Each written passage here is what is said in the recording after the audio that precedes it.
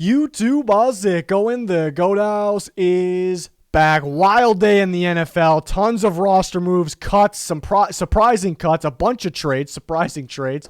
Some guys being discussed as trade candidates. We're going to break down everything. Every single thing. I'll even grade the trades, all the trades that happen here. Mainly going to talk about who was cut, the surprises, the best available now with the waiver claim period ending tomorrow. Young guys, sleepers, vets. We're going to talk about all of it here. So I'm really excited. Wild day. That's not even the craziest part, though. The craziest part is I'm a diehard Vikings fan, and I'm wearing this Bears chain right now from Shop GLD. They hooked us up. I'm wearing the Chicago Bulls jersey as well. So it worked. And the Bears might be pretty active when it comes to claiming some of these players, maybe a receiver or two. So it might be pretty active. But Shop GLD, it's all over your screen. Very affordable, real gold. They have NFL pennants for every team. They got a wide variety of chains as well. Micah Parsons, Aaron Jones, Tyreek Hill. These guys wear their chains, their jewelry. So check it out. Very affordable. And I have that 33% off code underneath me. There's a link down pinned in the comments in the description. So check it out. Like, subscribe to notifications on. Follow us on Twitter. All the news on Twitter. All this we're talking about. Already talked about all the trades right there. We got you guys covered with everything. So check us out on Twitter. So first, let's talk about the most surprising cuts, in my opinion. Alex Leatherwood might not surprise other people because it was kind of getting talked about. But it surprises me a bit because the Raiders, I heard about Leatherwood. Trade, cut, it's a possibility. I'm like, they're not going to cut him because the Raiders lose money if they cut him. So they're not going to cut him. And they cut him. They actually cut him. So that actually surprises me a bit with Alex Leatherwood, who I graded in the pre-draft process as a guard. And I did not like the Raiders drafting him in the first as a tackle, so I hope he gets a shot somewhere as a guard. If you claim him off waivers, you pick up what is left on his contract. There's about $6 million guarantees over the next 2 years, so maybe he doesn't even get claimed. Maybe you wait till every team waits till it goes unclaimed, then you battle to sign him. It's a strong possibility. Armon Watts of the Vikings, he was a key rotation for them last year, and he had 5 or so sacks playing for them last year. Can stop the run, can get after the quarterback.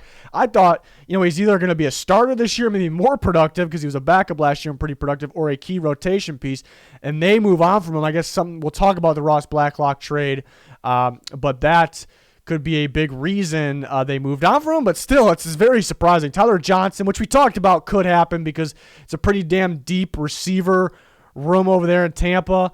But you thought he would still make the team. Maybe he's the last receiver, especially factor in the Julio Jones injury concern, things like that. But Tyler Johnson is available now, and he's been a little underwhelming maybe, especially playing with Tom Brady, but he has that upside. He was so good at Minnesota, in college. So somebody's going to want to have another Buccaneers one. Logan Ryan, maybe not as much left in the tank, maybe declining a little bit, but I just wasn't expecting them to release him.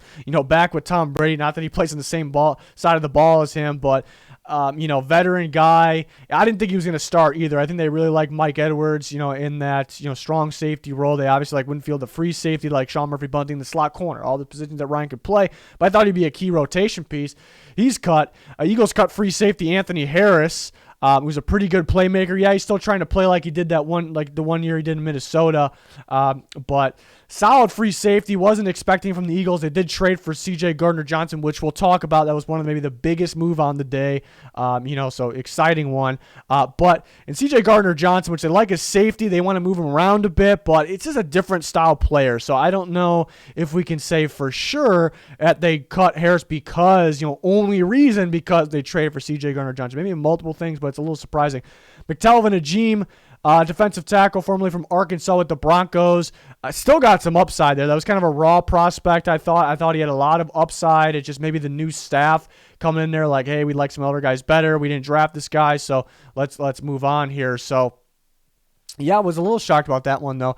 O.J. Howard, and another one that might not surprise a lot of people because we kind of been hearing him. Like, could he be traded? Could he be cut? But a lot of dead money not a lot, but some dead money for the Bills. A decent amount this year, and then even some next year as well by releasing O.J. Howard. So they must just really not like him. I thought it would be trade or stash, kind of. So a little surprising. And Devon Kennard, who I've been, almost expecting him to get cut, maybe last year to get cut by the Cardinals, and it didn't happen. And this year I did not expect it because they're a little short on pass rushers. They drafted a couple, but in terms of proven, solid veteran guy. So I didn't think he was going to be cut this time around. And there was a little bit of, not hype, but there was a little bit of talk like, oh, they believe in Kennard doing some damage for them, stepping up, and all of a sudden he's cut. So an interesting pass rusher that also has some time in the past as an off-ball linebacker, but mainly more of a pass rusher, unique type player.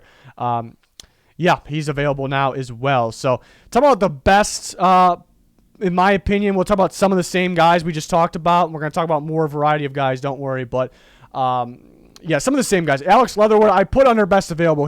And keep in mind, best available doesn't necessarily mean that the best players today, if they were on the field, you kind of got to factor in, maybe they fit better somewhere else. A lot of other teams, they're young, they have upside, a cheaper option, some of those guys. So all those factor into this.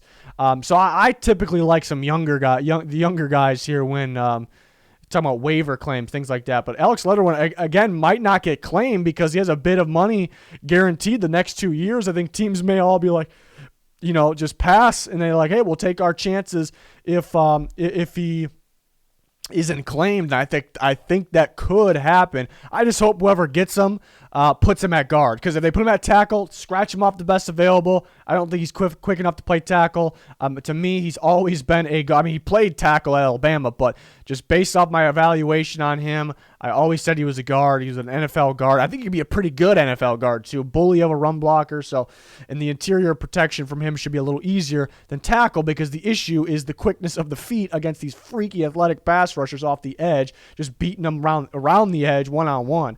Armon Watts, I thought he was a sneaky good player last year and could have been even more of a sneaky good player this year. Solid young defensive tackle. He can move around a bit, can play nose or D tackle. Still surprised about that one, even though they got Blacklock. So that I think that he might start for a team. Like, he could start for a team, or he's a key rotation. So this is one of the better guys available. One of the biggest surprises. Tyler Johnson as well. Thought about keeping Tyler Johnson off this list because he's been a little underwhelming.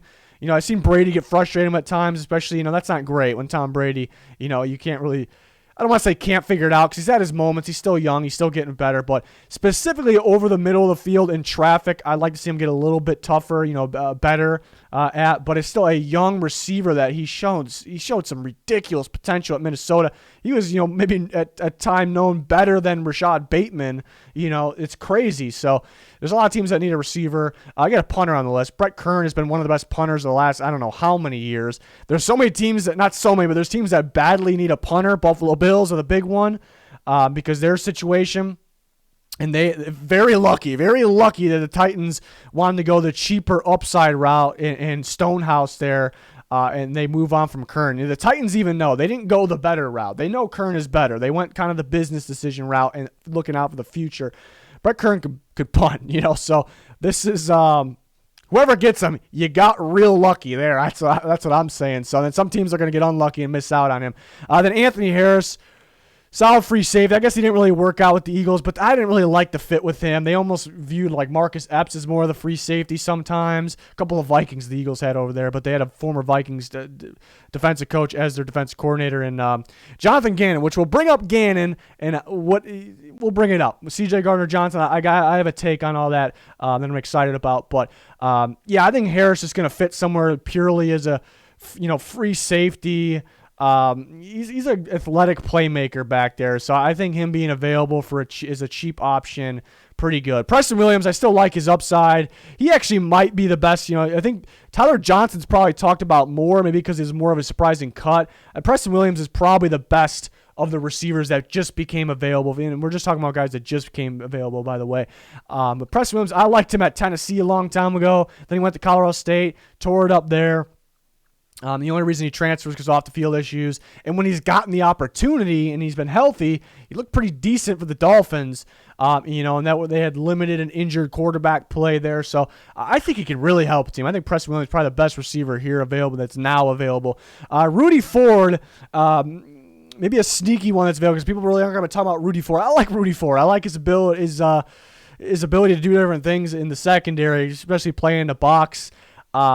Last year, he was pretty damn inconsistent, though. That's the thing, because he had weeks last year. I'm trying to remember a specific week, but he had some weeks where he looked ridiculously good, and there's some weeks where he looks ridiculously bad. But there's a potential in there. just something about him. He's a unique type safety that fits today's NFL. It's a guy that I'd be interested in getting. And Devon Kennard, unique type of pass rusher. Pass rush, everyone's always looking for it. So as a veteran guy, so you see a mixture of veterans, some young guys here on the best available. Talk about young upside options. The Vikings really made this list, for this one. They released some of their second-year players here. And Kellen Mond, which may have surprised a lot of people that he was cut. Didn't really surprise me. I actually talked about it in a video the other day after they traded for Nick Mullins. I kind of expected this to come. It just didn't work out, with him there. He's got to be better, but he's got to develop a little bit more. But I still love the upside. I kind of liked Mond out of Texas A&M. He's a guy I definitely take. I still don't mind taking a shot at him in the third round for the Vikings because he's got incredible arm strength. You probably wouldn't know it because he doesn't take a lot of chances downfield, so he's got to do more of that. And he has the mobility, the escapability, the athleticism, all of that. It's a guy you want to work with. You got to brush up on his mechanics a little bit, the decision making for sure, and he's got to want to unleash the ball. When he finally does, he has thrown some interceptions, but he needs a staff that works well with developing quarterbacks. I still think he could be good if he gets that. I would love him like on the Bills, Chiefs, Bengals, teams like that. Saints have been thrown out there. I would love it. I would love it there. Janarius Robinson, who I liked a lot out of Florida State, the Vikings drafted last year. They drafted him in Mike Zimmer's defense to be a 4-3 end. That's where I had him graded strictly as a 4-3 end. The Vikings changed entire staff. They switched to a 3-4. And, you still think, if he played well enough, maybe he still makes the team. But they're a 3-4 now. I like him a lot more as a 4-3 end. That's probably why the Vikings moved on from him. And I still like his upside. He was a hell of a ball player at Florida State. And he had the injury last year, so that was tough. But I would like for a 4-3 defensive team to pick him up, and this is an upside pass rusher for your rotation. I really like him. And Chaz Surratt from the Vikings, this one I'm 100% certain that he was cut because of scheme change, because Chaz Surratt was just not going to fit as an inside linebacker in a 3-4. That's what the Vikings are running. Of course, he wouldn't fit an outside linebacker 3-4 because that's pass rushers. The Vikings drafted him last year to play a 4-3 outside linebacker spot where really he fits. That's the only thing he is, a 4-3 outside linebacker. It's an intriguing option here off waiver claims because he's a former quarterback, switched to linebacker, a short amount of time at linebacker at North Carolina. He looked pretty solid, pretty good in coverage, a lot of upside, missed some tackles, but switching from quarterback to linebacker, you understand that at first. So a lot of upside here, a raw prospect. Don't expect much from him right away. If he gets claimed, it is going to be a 4-3 team where they're going to play him an outside linebacker because he just doesn't fit inside. He doesn't have the strength, the tackling ability on the inside, be able to battle in the trenches. Doesn't have that. Some upside on the outside there. Lynn Bowden, who was talked about like Preston Williams as a trade candidate, he ends up getting cut, which doesn't surprise me. I talked about him along with Kellen Mond in that same video I talked about.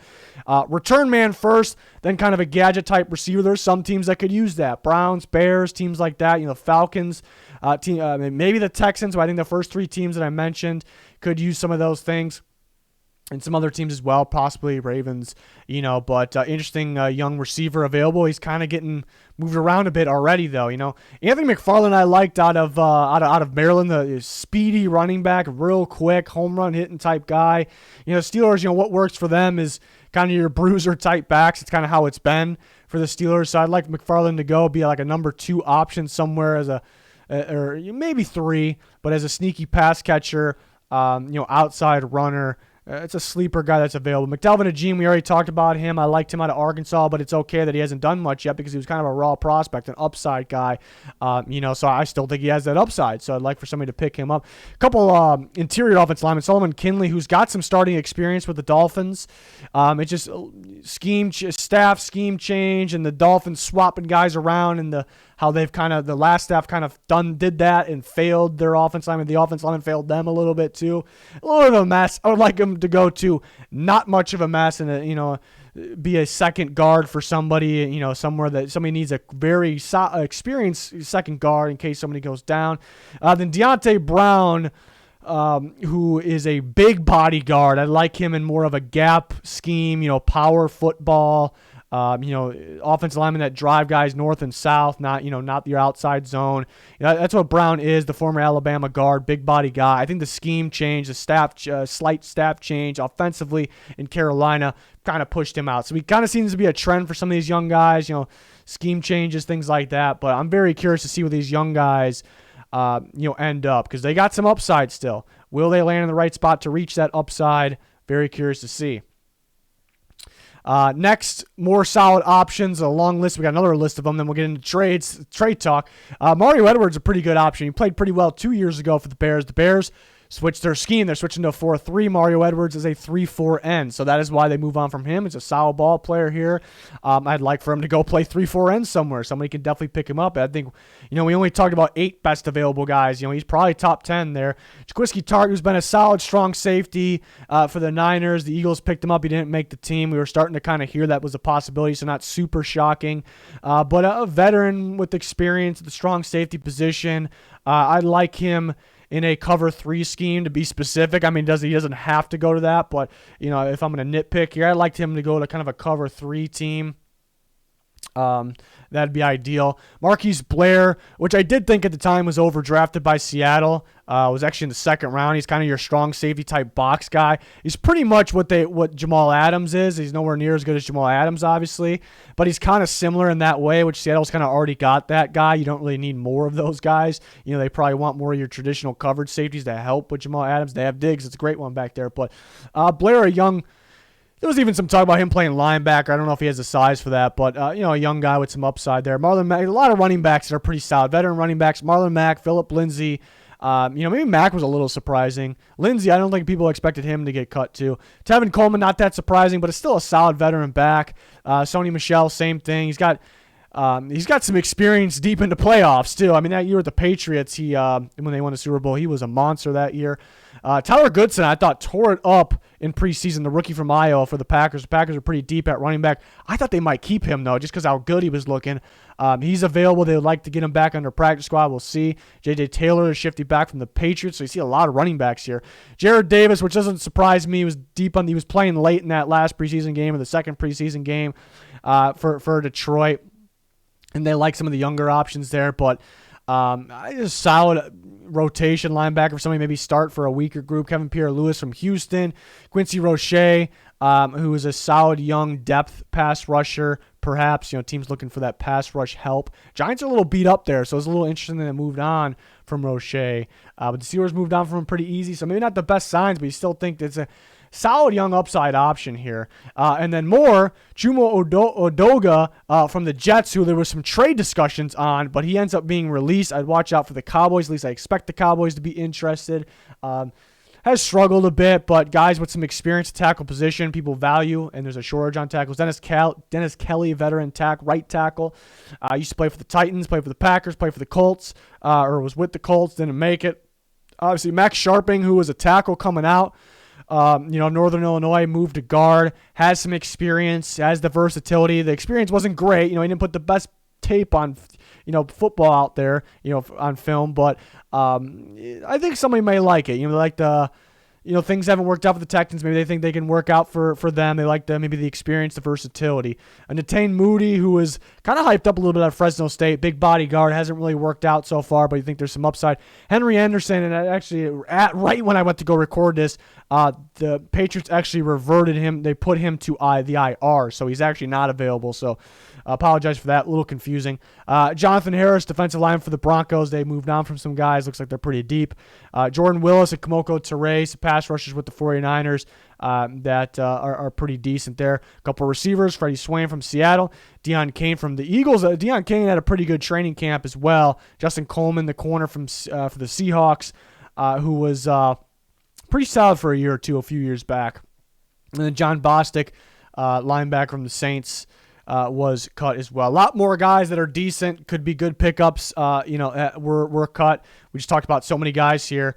But talk about some trades, and I'll remove myself from blocking this once we get to it. I'm going to talk about each one so people don't just look. I hope they listen, don't skim through. So this week's trades here. So a couple were yesterday, a lot of trades, a lot of crazy ones that weren't expected in terms of wasn't expecting them. But Titans get Dennis Daly, offensive lineman. They also get a 7th-round pick. The Panthers get a 5th. So at first thought, I was like, yeah, how did the Panthers pull a 5th out of this? So I gave because Dennis Daly has struggled. He's got some experience, though, at tackle and guard, which is good. But I didn't know how they pulled a 5th. That was very solid. it's not like, wow, but very solid. So I gave the Panthers an A. The Titans, I was surprised they had to give up a fifth, but then it is 2024, and they did get a seventh back. And then I started thinking, Dennis Daly has experience at tackle and guard. The Titans are looking for some key depth guys and have a guy with experience there because they have had some injuries, whether it's tackle or guard. So having that, it just makes sense there. So I think he would have been cut. That's kind of what it feels like anyway. So did they actually have to give up a fifth out of that? I know it was a swap. Probably not. So that's why it's kind of in the B range. Again, I like the fit. I like that he has experience. I like that he is a kind of will be a key backup for them with all that. So I gave it a B. I gave the Panthers an A plus for the Laviska Shenault trade. Yes, he could, perfect world, he can get a little bit more separation, but he's a guy that you just find ways to give the ball to. You give the ball to the backfield, a gadget type thing, but he can play receiver as well, And he's been sneaky productive, over 600 yards in his first 2 years. We're only talking 2 years as well. Still got some upside. Panthers looking for a guy like this. They got him, and they only give a seventh and a sixth. This is tremendous value. I don't care if he continues to struggle to get separation. There's other guys, hyped up receivers from past drafts that struggle to get separation, and they just couldn't get any yards. They could get like 5 catches a year because of that. Shenault is still getting 600 plus yards because he's a unique type player, and he's still getting better. So I really don't care if he continues to struggle to get separation. I shouldn't say you don't care. You want him to get better, but you only give up a 7th and a 6th round pick here. So I gave him an A plus to Jags. So I was thinking, what are they going to get for this? A 4th? And I was like, maybe that's his value, but this time of the year, you usually get less value, so maybe a 5th. That's kind of what I was thinking. 6th and a 7th. 6th is not for 2 years. At least you get 2 picks, but I don't love this. I think they're better off keeping him, but I guess they got a number of guys. I didn't completely give them a terrible grade because they have other guys there. They get 2 picks. I didn't love it, though. I gave it a C-. Colts and Bucks make a trade. Colts get Grant Stewart, kind of a backup linebacker that could play some special teams. I think a guy that would have been cut, they probably could have got for free, but then you got to deal with waivers.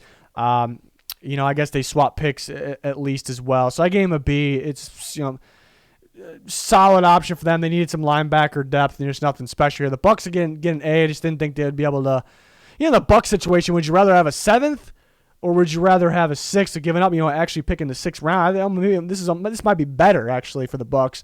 I didn't think they'd be able to get a pick out of him. They're just not really needing Stewart there, so I gave them an A. The big one, Eagles and the Saints made a trade, CJ Gardner-Johnson. We heard he wanted an extension, the Saints, and we knew if you knew anything, the Saints probably weren't going to be able to give it to him. Things got quiet for a little bit, so I guess it shouldn't be shocking that he got traded. But I guess the value that he went for maybe a little bit. So he goes to the Eagles, and the Eagles also was this necessary 2025 7th round pick? I don't know if that was necessary, but they pulled it off there. Nothing major. But the Saints get a 5th and a 6th, one from this upcoming draft, one for the next one. I give the Eagles an A plus. I know they got to give him a pricey extension. Hopefully not too pricey, but they got to give him an extension. But he's valuable. He's worth something, obviously. So I'm not saying they shouldn't give him a good amount of money. But it's just a 5th and a 6th, and they get a pick back. They get a really good player. It's great. It's A plus. And then the idea of what they're going to do with him, is fascinating. Really, they're going to move him around all over the place. I think we're going to mainly see him like a strong safety. Sometimes he'll play in the slot. But I think more like a strong safety moving around a bit. And, Jonathan Gannon's the defensive coordinator. He's there. Just kind of thinking, where he's been. He's been in Minnesota. The way, him and Mike Zimmer used Harrison Smith, which Harrison Smith's a different animal, or at least was. They're going to try to use him that way. How they used to move Harrison Smith around in the box, strong safety, free safety. So I really like the idea of him fitting Jonathan Gannon's defense there. So I love that. I gave the Saints a C-. This is not the best value, so that kind of really drops it down. But then you think, they just couldn't give him an extension. It's tough. They couldn't give him an extension, so they had to move on from him. They got a 5th and a 6th. They got 2 picks at least. So you're thinking, okay, but if they would have held on to him, even if he would have held out all year, which I don't think would have been the case, they would have got a compensatory pick for him. And some may think they could have got a 3rd. I'd say possible, but probably a 4th. I think 5th was even possible. I'd say right in the middle there at 4th. It would have been a 2024 4th. So I was thinking, man, they could have used him for this year if he would have played, and then got a 2024 4th out of him, projecting. They've probably been better than this, but they do get, I guess compared to a fourth, a 2024 fourth, they get a this year fifth and in the sixth. So that might be equivalent value. So you start to say, all right, it's decent. I just wish they would have got correct value for CJ Gardner-Johnson, at least close there, and they could have used his. They could have used them this year, but they do have. That's the other thing. The Saints do have other options. They're pretty deep. I still love their secondary. They're pretty good there. It is just not the value. I was thinking, if I would have made, because I predict trades all the time. If I would have predicted, Gardner-Johnson's gonna get traded to the Eagles, and where I put my value, and I say 5th and 6th round pick plus maybe a send to 7th back, I think everybody would have been like, you're an idiot. Okay, so that's kind of where I'm at on that one. That it's not really the correct value, but there are some arguments on why they did it. Like I said, down at the bottom left here. Steelers get Malik Reed and a 7th round pick, so they get a swap on top of it. Broncos get a 6th round pick. That's an A+ deal for the Steelers. It's not this crazy player they got, but they badly needed pass rush rotation, like key, because it feels like all they have is just their starters with that's kind of what it feels like with Watt and Highsmith. So they get a Malik Reed here that's a key rotation guy for them, can be that key rotation. He's got experience, he's solid, and you don't even give up a pick, you swap picks, and sometimes swapping pick is better for the team like the Broncos because they get a 6th out of it. But in Malik Reed's case, he should be worth more than maybe a 6th, maybe a 5th or a 6th without the swap, and they had to give a 7th back. So love it for the Steelers, exactly what they needed here. Going to be probably their 3rd pass rusher. And the Broncos, it's tough. The reason I give them a C- or worse is because they have a number of guys, a number of unique pass rushers in there, good pass rushers. So do they really need them? No. I don't love the value on this one, though, as well, so I gave him a C. The Vikings deal for Ross Blacklock. I love this for the Vikings. Ross Blacklock out of TCU, I was a fan of him, but I thought he was a raw prospect because TCU used him in weird ways, a ton of stunts. Coming in the NFL, it's going to be a little different right away, but he's a freaky dude. Crazy power, has pass rush ability and run stopping ability, but I knew he was not going to be something right away. It was going to take some time. So, all these young guys got upside, but if there's anyone that's definitely got upside, it's these raw guys, especially if we label them that. I think a lot of us did pre-draft. So, swapping picks, not even getting up a pick, is big time for the Vikings. I like the fit. I talked about it in the video the other day, too. I think mainly he didn't really fit the Texans 4-3. Perhaps I think I would like for him to go to a 3-4 team. Vikings switched to a 3-4 this year.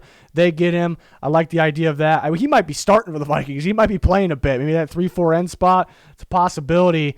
So curious to see how that works out. And the Texans, I gave it a C+. It sounded like they were going to move on from him anyways. I thought his value was more, though, just because I really feel the upside. So I think a lot of people do.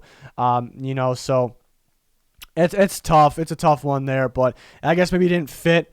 Has he got a lot of chances, though, at the same time? So, I don't know. Love this trade for the Cardinals. They get Trayvon Mullen. I give that an A+. They needed a corner badly. Trayvon Mullen's a young guy with some upside. He's got to stay healthy. He's been inconsistent, but I see flashes from him. I've talked about it in the past. I see some good flashes, exactly what the Cardinals needed. Give him an A+. I don't like this for the Raiders at all. I gave it a D. So this ends up being the worst grade out of all these, and people may be surprised. They maybe think the Saints deserve the worst grade, but I have arguments for the Saints. Like, they have guys to step up and take over from. They got 2 picks. They got a 5th and a 6th, maybe it's equivalent to the 4th perhaps.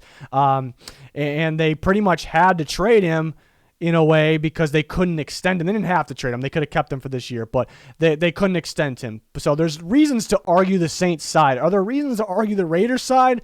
There really isn't. There really is. To me, they need corners. I'm not a big Rock Ya-Sin guy. He's okay. He's gonna start for them. Nate Hobbs is better in the slot. Could he play outside? He's a talented young player there.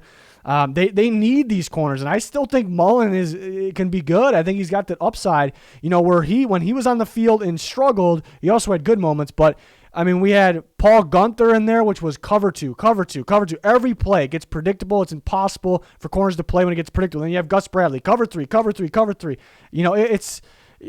I like this. Going to the Cardinals, Vance Joseph's a good defensive coordinator. They're going to switch it up. They're going to run some man. They're going to run some cover 4. They're going to run different things there. It's good for Mullen. The Raiders need to move on from Mullen. Even if you didn't want him to start, I think he was needed in there. So at least he could become a sixth. I like Mullen. I've liked Mullen. I didn't really love him that much as a prospect, so it's not like I'm banking on my prospect evaluation. I thought he was good, but I just, from what I've seen, the flashes when he's been out there, I think he could be good still. So, I would have considered trading a fifth, or maybe in a fifth and a seventh for Trayvon Mullen. So I think it's a really good deal there. And then, sorry, I've been blocking this the whole time, but Steelers and Vikings made a trade. One that I didn't really expect. You hear without the details first, the Vikings were trading Jesse Davis. I'm like, really? Yeah, I didn't think they would be able to get anything for him. And then you see that, it's a 2025 conditional 7th round pick, which is something. It's better than nothing, I suppose, but it's the closest thing to nothing. But then I go to the Steelers really need to trade for Jesse Davis still. That's a thing. But then you start thinking about it more and more. And, it's a guy with starting experience. He can play tackle, can play guard. The Steelers are very thin at the offensive line position. Yes, he probably would have been, or maybe he would have been cut. I don't know, actually. But did you need to trade for him? But still, it's quality experience here. You really don't have to give up. I mean, you gave up something, but conditional 2025. So I gave him an A-. And the Vikings, the same thing. It's a guy that I didn't think you'd be able to get anything from. They sort of got something from him, so I just gave it an A-. That was a weird one there. But, I'm over here now. There we go. All right. So I wasn't expecting all those trades. A lot of them weren't really the best value for some of these talented players too. And then guys that were over the last day or so have been discussed in trades. Some people were acting like, all right, roster's done, 53-man roster's done. This guy to get traded, it's over. They can't get dealt. No, that's not the case. They could be dealt still. But some of these guys won't be, obviously. We'll talk about it. Alexander Madison, apparently at least 12 teams called the Vikings. They didn't really want to shop him unless it was for the right price. He could still get dealt. They're pretty deep at running back. A lot of teams interested, so we'll see there. But a lot of teams called. Jalen Reagor, it was earlier today. It was almost like Reagor will be traded, but before the deadline, he still could get traded. People were acting like it's over, it's done. No, but we thought he's going to get traded before that cut deadline. So it didn't happen, but it doesn't mean it can't happen still. So basically it tells us a lot of teams were interested. He had a really good training camp. I still, another guy, I would take a shot on Reagor, I would take a shot on him on another team. So if I'm another team, but they're not going to give him away.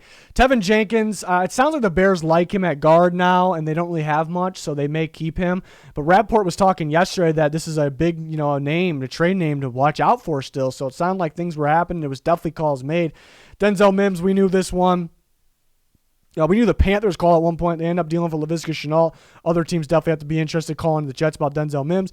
Darius Slayton, we knew teams were calling the Giants about him. We heard that, was that this morning? It's all so much happened. But and a lot of teams probably lowballing the Giants on that, but it's a pretty good piece that could be had there. And Ronald Jones was considered a serious trade option there. So far nothing, but I think talks on him were maybe it was maybe more so the Chiefs trying to push him out because they didn't want to just outright cut him, but they would trade him for something. Maybe teams offering very, very little or nothing at all. And then Mike Gesicki, the Dolphins, that is, had two teams call and make an offer for Gesicki. The Dolphins didn't want to, so I just don't expect Gesicki to be traded just based off that. I just don't think they want to trade him unless they're just blown away. And then one more I just remember too, try to remember all these guys. Mason Rudolph, which we talked about on Twitter. That was last night. That a lot of teams offered for Mason Rudolph, but it just sounded like Steelers didn't want to trade him. Unless it was for something valuable. Maybe they're asking a little too much for Mason Rudolph there. Maybe teams are lowballing. Who knows there? But also teams don't want to give away good value for a backup quarterback. Because if you do, it's like, what do you think of your starter? And do you think he's not good enough? Do you think he's going to get hurt? So you don't want to value a backup quarterback too much there, or it's not ideal. So. Yeah, we just talked about a lot there. A lot of players, so I'm really excited about the waiver claiming tomorrow. That's at noon Eastern. It ends. We usually find out a little bit before that who claimed who. A lot of teams could get better. A lot of teams could. Maybe some of these guys don't help them get better right now, but there's a lot of upside guys. A lot of guys have potential here that I really like, so really intrigued about some of these options. And trades will still happen. I think people think because, 53-man roster set, that guy's still on the roster, they didn't trade him, so it's done.